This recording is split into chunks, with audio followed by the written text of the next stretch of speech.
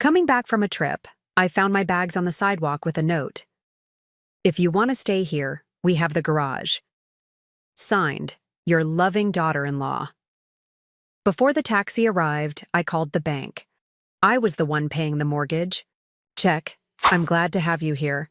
Follow my story until the end and comment the city you're watching from, so I can see how far my story has reached. I stared at my 4 suitcases neatly lined up on the sidewalk, unable to process what I was seeing.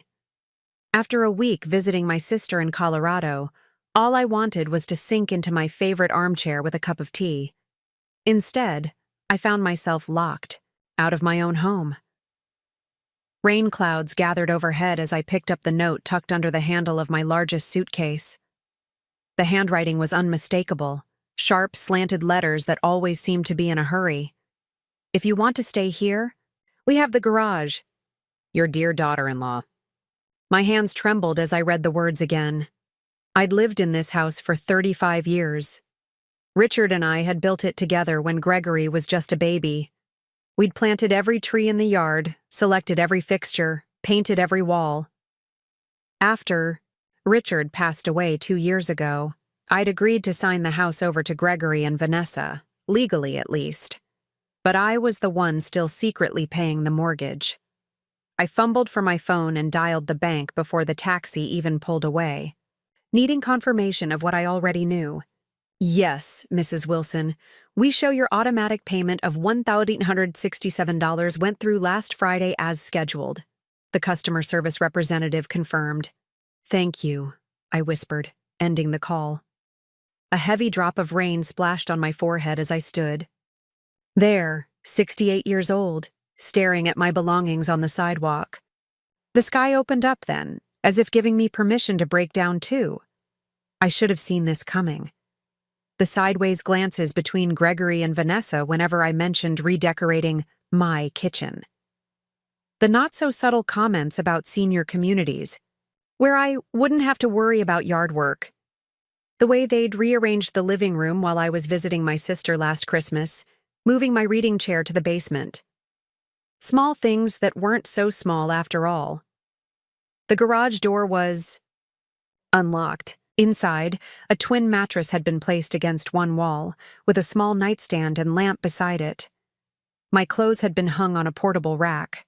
My books, photos, and keepsakes were stacked in cardboard boxes labeled Mom Stuff in Vanessa's handwriting. I sank onto the mattress, the concrete floor cold beneath my feet. Through the small window, I could see the house where I'd raised my son, buried my husband, and apparently lost my place in the world.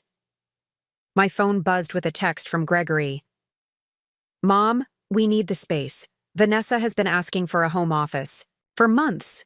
The garage apartment has everything you need. Don't make this difficult. Don't make this difficult. As if I were the problem. I'd never been one to cry easily, but the tears came then, silent and hot against my cheeks. I thought of all the nights I'd stayed up with Gregory when he had asthma attacks as a child. The second job I'd taken to pay for his college when Richard's business hit a rough patch. The weekends I'd spent watching the grandkids so Gregory and Vanessa could have couple time. And now I was reduced to a burden, an inconvenience to be tucked away in the garage. I didn't respond to Gregory's text. Instead, I called Martha, my oldest friend. Audrey? What's wrong? She asked, immediately sensing the catch in my voice. I need a place to stay, I managed to say, the words sticking in my throat like shards of glass. They've put me in the garage. Martha didn't ask for explanations. I'll be there in 20 minutes, she said. As I waited, sitting on that thin mattress surrounded by the boxed-up remnants of my life, I made a decision. This house had been my heart for 35 years. I'd poured everything into it, my love, my savings, my dreams, and now they thought they could simply push me aside? The garage door rattled as the rain intensified outside. I looked at my trembling hands and slowly curled them into fists. They had no idea who they were dealing with. I wasn't just Gregory's mother or Richard's widow. I was Audrey Wilson, and I was done being invisible. Martha's spare bedroom wasn't much, but at least it had a door that locked and windows that let in actual sunlight. After 3 days at the Sunset Motel, a name that felt eerily appropriate for this chapter of my life, I was grateful to be somewhere that didn't charge by the night. "You can stay as long as you need," Martha insisted, setting a mug of coffee in front of me. "Jim and I rattle around in this house like 2 peas in a barrel since the kids moved out." I wrapped my hands around the warm mug. "I appreciate it, but this can't be permanent. I need to figure out what to do about the house." "You mean your house?" Martha corrected, her eyes narrowing. "The one you're still paying for." Martha had been my friend for over 30 years. She'd known Richard, had watched Gregory grow up, had been there through the good times and bad. And unlike my own son, she remembered who I was before I became invisible. "I keep thinking about when it all started to change," I said, staring into my coffee. "After Richard died, I thought giving Gregory and Vanessa the house would help them. They'd just had Emma. Money was tight. And they took advantage," Martha finished. The memories surfaced like bruises I'd been avoiding pressing on. 6 months after the funeral, Vanessa had started rearranging the house, claiming it needed updating. My suggestions were dismissed. My belongings migrated to closets, then to the basement, then to storage bins. You know what Vanessa said when I objected to her throwing out Richard's fishing gear? "We need to move forward, not live in a museum." As if my husband's memory was just clutter to be cleared away.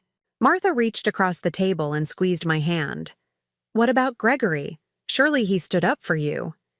I laughed, a hollow sound that surprised even me. Gregory said I was being difficult, that I needed to adapt to the new normal. His new normal apparently meant forgetting his father and sidelining his mother. The control had been so gradual I barely noticed it happening. First, they took over the kitchen, criticizing my cooking. Then came complaints about my TV shows being too loud, my friends visiting too often, my gardening taking up too much of their yard. Each surrender on my part only emboldened them further. The worst part is, I enabled it all, I admitted. I kept paying the mortgage because I was afraid they'd struggle financially. I wanted to help them, to be useful. "To be loved," Martha said softly. The truth of her words stung. I'd been buying my place in that house, in my own son's life, one mortgage payment at a time. My phone buzzed with a text from Gregory. "Mom, when are you coming to get the rest of your things? We need to convert the garage for Emma's playroom." I showed Martha the message, my hand trembling slightly. "That ungrateful little—" She bit off the word. "Audrey, there's something you should know. I didn't want to tell you because I knew it would hurt, but you deserve the truth." My stomach tightened. "What is it?" Last month at book club, Vanessa was there. She'd had a few glasses of wine and started talking about their plans. "They're putting the house on the market, Audrey. They want to buy that new construction in Oakwood Hills." The room seemed to tilt sideways. "They're selling my house?" "They think it's their house," Martha said gently. "And technically, legally, it is. But morally? That's another story." I thought of the 35 years of memories embedded in those walls. Richard and I bringing baby Gregory home. Birthday parties. Christmas mornings. The garden Richard had built for our 20th anniversary. My husband's last breaths in our bedroom, surrounded by the life we'd created together, and they were going to sell it all to strangers without a second thought. "What am I going to do?" I whispered. Martha's eyes hardened with resolve. "First, you're going to stop paying their mortgage. Let's see how quickly their plans change when the bank starts calling. But what about my credit? Second," she continued, "you're going to talk to my nephew Brian. He's a lawyer who specializes in elder rights. There has to be some legal recourse here." "I'm not elderly," I protested weakly. Martha arched an eyebrow. "You're old enough to be treated with respect, which is not what's happening here." She was right. For 2 years, I'd been shrinking myself, becoming smaller and quieter to avoid being a burden. And where had it gotten me? Evicted from my own home, my belongings packed in boxes, my existence reduced to an inconvenience. As the reality of my situation crystallized, something else emerged from beneath the hurt and betrayal, a slow-burning anger that felt almost foreign after years of accommodation. "Okay," I said, straightening my shoulders. "Let's talk to Brian." Martha squeezed my hand. "That's my girl. And Audrey, remember who you are. You're not just Gregory's mother or Richard's widow. You're Audrey Wilson. And it's about time everyone remembered that." For the first time since finding my suitcases on the sidewalk, I felt a flicker of something that might have been hope. Or maybe it was determination. Either way, I wasn't going down without a fight. Brian, Martha's nephew, was not what I expected. With his jeans and Henley shirt, he looked more like a college professor than a lawyer. But his eyes were sharp as he reviewed the mortgage statements I'd brought. "So you've been making payments on a house that's no longer in your name," he said, frowning. "And your son and daughter-in-law have been living there rent-free while planning to sell it?" Put so bluntly, it sounded absurd even to me. "Yes." "And they evicted you to the garage?" I nodded, embarrassment flushing my cheeks. How had I allowed things to reach this point? "You have options," Brian said. "The financial arrangements could constitute a verbal contract. At minimum, you could sue for recovery of the mortgage payments you've made since the property transfer." Martha, who had been uncharacteristically quiet, spoke up. "She needs to confront them first. Make them understand what they've done." Brian looked skeptical, but I knew Martha was right. Before taking legal action against my own son, I needed to give him one last chance to make things right. That's how I found myself standing on the porch of my own home the next day, my heart pounding as I rang the doorbell. I'd lived in this house since before Gregory was born, yet here I was, a visitor requiring permission to enter. Vanessa answered, her surprise quickly masked with a tight smile. "Audrey, we weren't expecting you." "I need to speak with you and Gregory," I said, my voice steadier than I felt. She hesitated, then stepped aside. "Of course. Come in." The living room had changed again since I'd left. My reading lamp was gone, replaced by a modern floor lamp I didn't recognize. The family photos I'd arranged on the mantel had been rearranged, with several of Richard now missing. Gregory emerged from the kitchen, wiping his hands on a dish towel. "Mom, what are you doing here?" "I came to talk about the house," I said. "Martha told me you're planning to sell it." Their exchanged glance confirmed everything. "We were going to tell you," Gregory said, not quite meeting my eyes. "Once everything was finalized." "Finalized?" I echoed. "This was my home for 35 years. Your father and I built this house. We raised you here." Vanessa sighed dramatically. "Audrey, we understand you have sentimental attachments, but we need to do what's best for our family now." "Your family," I repeated. "And what am I?" An uncomfortable silence stretched between us. "Mom," Gregory finally said, his tone patronizing, "you signed the house over to us. We appreciate everything you've done, but it's our property now. We get to decide what happens to it." I took a deep breath. "I've been paying the mortgage for the past 2 years. Every month, $1,167 from my account to keep a roof over your heads." Another glance between them. They'd known. "That was your choice," Vanessa said coolly. "We never asked you to do that." My hands began to tremble. "I did it to help you. Because that's what family does." "And we're grateful," Gregory said, though his tone suggested anything but. "But that doesn't change the legal situation. The house is ours. So my 35 years here, my financial support, my role in this family, none of that matters?" Gregory shrugged, looking uncomfortable but unmoved. "Mom, you're making this more dramatic than it needs to be. We can help you find a nice, Senior apartment? I don't need a nice senior apartment, I snapped. I need my son to show an ounce of decency and respect. Vanessa stepped forward, her smile tight. Audrey, I think you're getting emotional. Perhaps we should continue this conversation another time.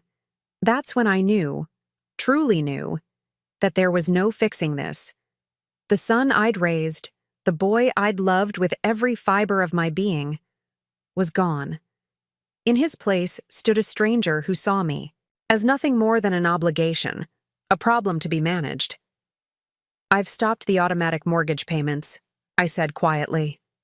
Gregory's expression changed instantly. You what? If you want to sell my home, you'll need to pay for it yourselves. You? Can't do that. Vanessa's voice rose. What about our credit? We have plans.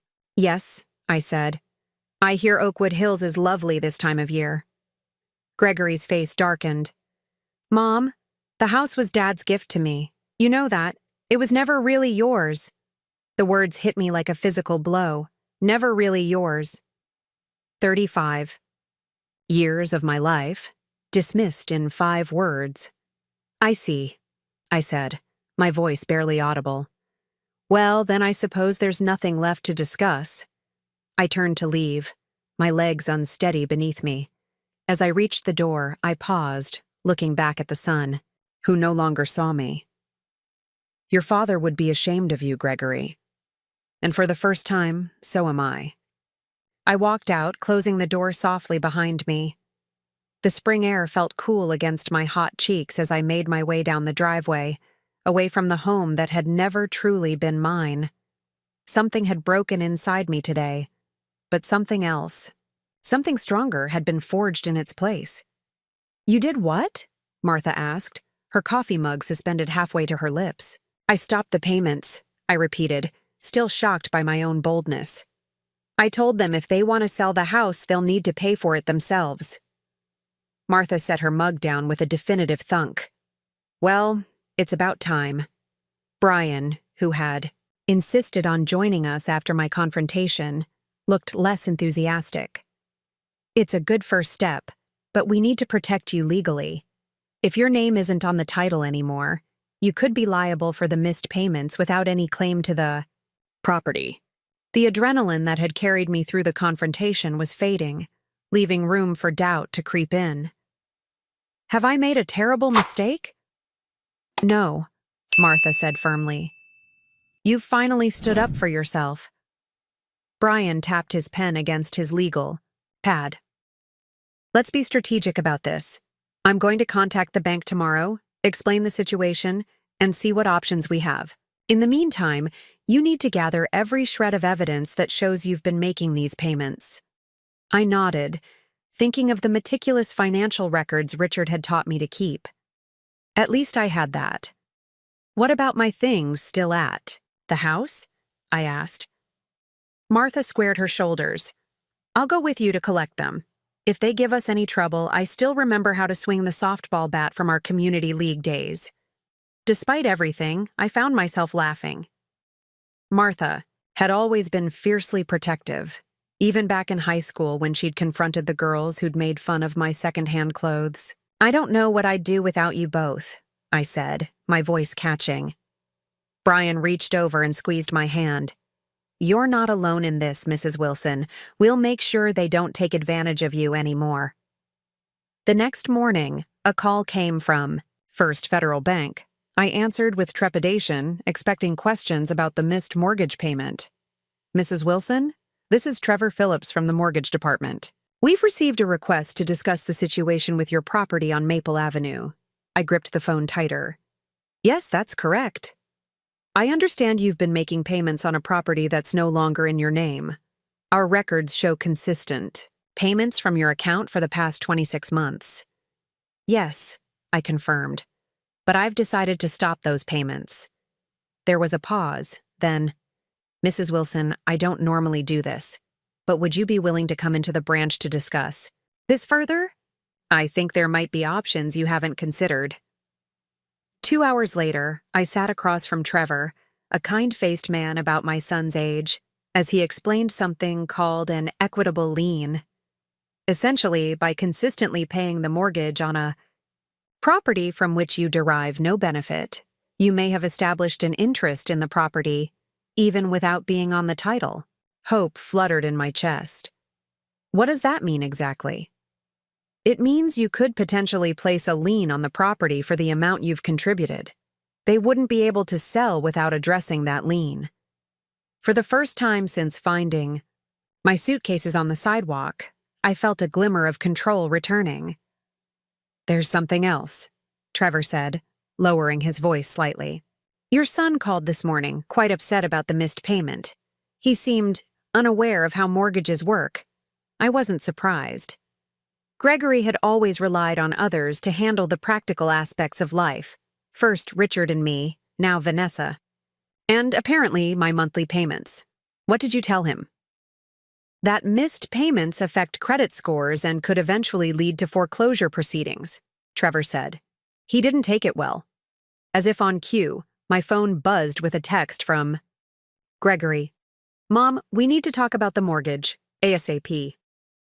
I showed Trevor the message. "What would you like to do, Mrs. Wilson?" he asked. It was such a simple question, but no one had asked me that in years. What did I want? Not just regarding the house, but with my life? I thought of the confrontation with Gregory and Vanessa, their casual dismissal of my contributions, their assumption that I would continue to finance their dreams while being relegated to the garage. "I want what's rightfully mine," I said, surprising myself with the firmness in my voice. Trevor nodded, respect evident in his expression. "Then let's make that happen." That afternoon, armed with information from Trevor and legal advice from Brian, I took another unexpected step in my new life. I applied for a job. The help wanted sign in the window of Rosie's cafe had caught my eye as I walked back to Martha's house. "You want to wait tables?" Martha asked, eyebrows raised when I told her. "I was a waitress all through college," I reminded her, "and I need my own income, my own life. I can't just hide out in your spare room forever." Martha considered this. "Well, Rosie's does have the best pie in town." 2 days later, I had my first shift. My feet ached and my back screamed by the end of it. But the tips in my pocket were mine, earned by my own hands. The simple satisfaction of that was something I hadn't felt in years. When I returned to Martha's, exhausted but oddly invigorated, there were 6 missed calls from Gregory on my phone. I listened to the first voicemail. "Mom, the bank called about the mortgage. They mentioned something about a lien? What are you doing? Call me back immediately." I deleted it without listening to the others. For once, Gregory would have to wait for my convenience, not the other way. Around. Martha brought me a glass of wine and sat beside me on the porch swing. "How does it feel?" she asked softly.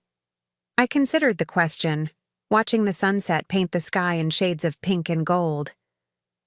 "It feels like I'm finally waking up," I said. "Like I've been sleepwalking since Richard died. And now you're Audrey again," Martha finished for me. I nodded, raising my glass in a small toast. "To Audrey Wilson. It's nice to finally meet her." After 3 weeks of working at Rosie's Cafe, I had settled into a routine that felt surprisingly comfortable. My tips were modest but steady, and the physical work kept my mind occupied. More importantly, I had a purpose again. Somewhere to be. People who relied on me. A life that was entirely my own. Which is why the sight of Gregory standing awkwardly by the hostess stand sent a jolt through me. "Mom," he said, his voice softer than I'd heard it in years. "Can we talk?" Rosa, the owner, caught my eye from behind the counter. "Take 15 if you need it, Audrey." I nodded and led Gregory to a corner booth, away from my regular customers, who had become something like friends. "You look different," he said, studying me. I smoothed down my apron. "I am different." Gregory shifted uncomfortably. "Mom, about the house." "I'm not discussing that here," I interrupted. "If that's why you came, you're wasting your time. Please, he said, a note of desperation creeping into his voice. Vanessa and we're in trouble. The bank called about a lien, and our credit score is dropping because of the missed payments. I observed my son, his expensive watch, his carefully styled hair, the subtle scent of cologne that probably cost more than I made in a day at Rosie's. Everything about him screamed entitlement and comfort, a life cushioned by other sacrifices. What do you want from me, Gregory? He leaned forward. We need you to lift the lien and resume the payments, just until we can sell the house. The sheer audacity of it almost made me laugh. And what do I get in return? We'll make sure you're taken care of, he said, as if offering a great kindness. There's a really nice senior community in Westbrook. Stop, I said, raising my hand. I'm not interested in being taken care of. I've been taking care of myself and you for years. Mom, be reasonable. You can't keep working here. He gestured around the cafe dismissively. You're almost 60. 58, I corrected. And I'm doing just fine. Gregory's face hardened slightly, his mask of contrition slipping. Fine. What do you want? A percentage of the sale? I studied him, this stranger wearing my son's face. I want my home back. He blinked, then laughed nervously. That's not possible. We've already made an offer on the house in Oakwood Hills. Not my problem. Gregory's expression darkened. It is your problem if you want a relationship with your granddaughter. With any of us. The threat hung in the air between us. Ugly and explicit. My own son was using my love for his daughter as leverage. Are you threatening to keep Emma from me? He had the decency to look slightly ashamed, but pressed on. I'm just saying that families need to support each other. Vanessa and I have a plan for our future, and you're standing in the way. The way I stood in the way when I paid your college tuition? Or when I watched Emma every weekend so you and Vanessa could have couple time? Or when I signed over the house and kept making payments so you could save for that boat you bought last summer? Gregory flushed. That's not fair. No, I agreed. It's not. My break was almost over. I slid out of the booth and stood, straightening my apron. I need to get back to work. Mom, please. Gregory's voice cracked slightly. We need this. The house in Oakwood Hills is perfect. We can't lose it. For a moment, I saw the little boy who used to climb into my lap with scraped knees, looking to me to make everything better. But that boy was gone. In his place sat a man, who saw me as nothing more than a means to an end. I'll think about it, I said finally. But I need something in writing from you and Vanessa first. Meet me at Brian Wallace's office tomorrow at 2 p.m. Relief washed over Gregory's face. Thank you, Mom. You won't regret this. As he left, I wondered if I already did. The next day, I arrived at Brian's office early, my stomach in knots. I'd barely slept, going over and over the decision I'd reached in the middle of the night. Gregory and Vanessa arrived precisely at 2, both dressed as if for a business meeting. Vanessa's smile was tight but triumphant as they took seats across from Brian's desk. Thank you for coming, Brian began formally. Mrs. Wilson has considered your request regarding the property on Maple Avenue. We appreciate that, Vanessa interjected smoothly. We're certain we can reach an agreement that benefits everyone. Brian slid a document across the desk. This is what Mrs. Wilson proposes. Gregory picked it up, scanning the contents. His expression shifted from hopeful to confused to angry in seconds. What is this? He demanded. That, I said calmly, is my condition for lifting the lien. I will resume mortgage payments, but the house will be sold to me, not to strangers. Vanessa snatched the paper from Gregory's hands. This is ridiculous. You want us to sell you the house for the remaining mortgage balance? It's worth at least 3 times that. It's worth exactly what I've put into it, I replied. 35 years of payments, repairs, and improvements. Gregory's face had turned an alarming shade of red. You can't do this. The house is legally ours. With a lien against it, Brian pointed out, which significantly complicates any potential sale. We'll fight this, Vanessa said, her voice cold. We'll get our own lawyer. I nodded, having expected this reaction. You can try, but the legal proceedings will take time. Months, maybe years. Your credit scores will continue to suffer, and that dream house in Oakwood Hills will go to someone else. The truth of this sank in visibly. Gregory and Vanessa had overextended themselves, counting on a quick sale of my house to finance their upgrade. You planned this all along, Gregory accused, his voice barely above a whisper. From the moment we moved you to the garage. No, I said quietly. I just finally stopped allowing myself to be used. Vanessa stood abruptly. We need to discuss this privately. As they stepped out, Brian gave me an approving nod. You're doing the right thing, Mrs. Wilson. I wasn't so sure. The look of betrayal in Gregory's eyes haunted me. Had I become as calculating and cold as they were? Before I could dwell on it further, the office door opened. Gregory and Vanessa returned, faces grim but resigned. We'll accept your offer, Gregory said stiffly. But I hope you realize what this means for our relationship. I met my son's gaze steadily. I do, and I hope someday you'll realize what it meant when you put my suitcases on the sidewalk. The first night back in my house, I couldn't sleep. I wandered from room to room, touching familiar walls, tracing the doorframe where we'd marked Gregory's height each year, standing in the kitchen where Richard and I had danced on our 30th anniversary. It had been 3 months since the confrontation in Brian's office. 3 months of legal paperwork, of tense exchanges with Gregory and Vanessa as they reluctantly moved out, of rebuilding my life piece by piece. The house felt both familiar and strange. Vanessa had repainted several rooms in trendy grays and whites, removing the warm yellows and blues Richard and I had chosen.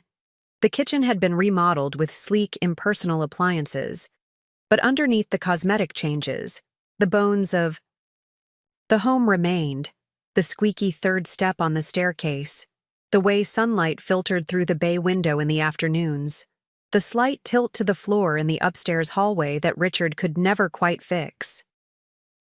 I stood in the master bedroom, now empty of furniture except for the bed I'd brought from Martha's spare room. This room, where Richard and I had shared our lives, where he had taken his last breath, felt sacred somehow. I'm home, I whispered, as if he might hear me. The silence that answered wasn't lonely, just peaceful. For the first time in years, I was exactly where I belonged. The doorbell rang the next morning as I was unpacking my modest collection of dishes. I opened it to find Martha holding a pot of soup and a bottle of wine. Housewarming, she announced, marching past me into the kitchen. Though I suppose it's technically a homecoming. I laughed, following her. It feels like both, honestly. Martha set her offerings on the counter and turned to survey the kitchen. Good Lord, what did that woman do to your beautiful oak cabinets? Painted them gray and replaced all the handles with something called brushed nickel, I said. Apparently, oak is passé, Martha snorted. You know what's passé? Throwing your mother-in-law out on the street. We both laughed, though the hurt beneath the humor was still raw. Have you heard from them? Martha asked as she helped me unpack. I shook my head. Not since the closing. Gregory made it clear that I'd chosen the house over them. That's not what happened, and you know it, Martha said firmly. You chose self-respect. There's a difference. I wasn't sure Gregory would ever see it that way, but I had made peace with my decision. The alternative, continuing to let them use me while treating me like an afterthought, was no longer acceptable. Well, Martha said, opening the wine, to new beginnings. We clinked glasses, and I felt a surge of gratitude for this woman who had stood by me when my own family hadn't. The following weeks brought a steady rhythm to my days. Mornings at Rosie's Cafe, afternoons spent slowly restoring the house to something that felt like mine again. I didn't have the money to replace all of Vanessa's modern updates, But I could add touches that brought back the warmth. Colorful throw pillows, family photos returned to the mantel. Richard's fishing gear hung proudly in the den. One Saturday morning, I was planting tulip bulbs in the front garden when a familiar car pulled into the driveway. My heart jumped to my throat as Gregory stepped out, looking uncertain. He stood awkwardly at the edge of the garden. The flowers looked nice. I nodded, not trusting my voice. Dad always loved tulips, he continued, glancing around the yard. I remember him planting them every fall. I brushed dirt from my hands. What brings you here, Gregory? He shifted uncomfortably. We didn't get the house in Oakwood Hills. I wasn't surprised. Their credit had likely been too damaged by the missed mortgage payments. I'm sorry to hear that, I said, meaning it despite everything. Gregory looked down at his shoes, expensive loafers now gathering dust from the garden. We found an apartment instead. It's small, but it's teaching us some perspective, I guess. I waited, sensing there was more. Vanessa's pregnant again, he said finally. The baby's due in January. Congratulations, I said softly, wondering if this news was meant to hurt me, to remind me of what I'd be missing. Gregory met my eyes for the first time. Emma asks about you. She doesn't understand why we don't visit Grandma anymore. A pain, sharp and sweet, lanced through my heart. I missed my granddaughter fiercely. She's welcome here any time, I said. So are you. Gregory nodded, then hesitated. Mom, I've been thinking about everything, about what happened. I held my breath, not daring to hope for real understanding. I'm not saying we handled things well, he continued, choosing his words carefully. But you chose a house over your family. I don't know if I can forgive that. My momentary hope deflated. He still didn't see it. I didn't choose a house, Gregory, I said quietly. I chose not to be erased. There's a difference. He frowned, clearly not agreeing. Anyway, I thought you should know about the baby, and maybe Emma could visit sometimes, if that's okay. It wasn't an apology, not even close. But it was a small opening, a tiny crack in the wall between us. I'd like that, I said. After Gregory left, I sat on the porch swing, processing the encounter. The relationship with my son was damaged, perhaps irreparably. He still couldn't see how deeply he had hurt me, how fundamentally he had betrayed my trust. But he had come today, had reached out, however inadequately. It was a start, not an ending. That evening, Martha and her husband Jim came over, along with Rosa from the cafe and Brian and his wife. We sat in my backyard, the same yard where I'd hosted Gregory's high school graduation party, where Richard and I had celebrated anniversaries, where life had unfolded in all its messy glory. As twilight settled around us, the conversation flowing, easily among these people who had become my chosen family, I felt a profound sense of peace wash over me. A toast, Martha declared, raising her glass, to Audrey Wilson, who reminds us all that it's never too late to reclaim your life. Everyone clinked glasses, smiling warmly at me. Later, as the stars emerged in the clear summer sky, I sat alone, on the porch, listening to the familiar creaks and sighs of my house. I thought of Richard, of the life we'd built, of the son we'd raised who had somehow lost his way. I thought of the woman I'd become in these past months, stronger, more determined, unwilling to be diminished for anyone's convenience. The house around me wasn't just walls and a roof. It was a testament to survival, to resilience, to the quiet, unstoppable power of a woman who had finally learned to put herself first. I was home, not just in this house, but in my own life. And for the first time in years, that life stretched before me full of possibilities that were entirely my own.